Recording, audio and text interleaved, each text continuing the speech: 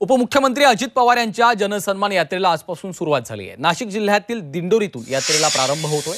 राज्यभरातून ही जनसन्मान यात्रा निघालेली आहे। या यात्रेत राष्ट्रवादीचे सर्व नेते सहभागी झालेत। आगामी विधानसभा निवडणुकीसाठी अजित पवारांच्या राष्ट्रवादीकडून मोर्चे बांधणीला सुरुवात झाल्याचं देखील दिसून येत आहे।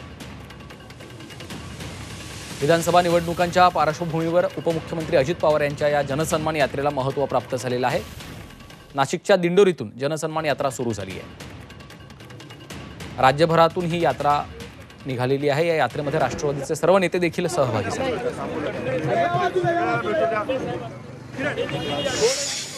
मी आपल्याला वादा करतो, हा अजितदादाचा वादा आहे, तो कधी चुकीचा होणार नाही।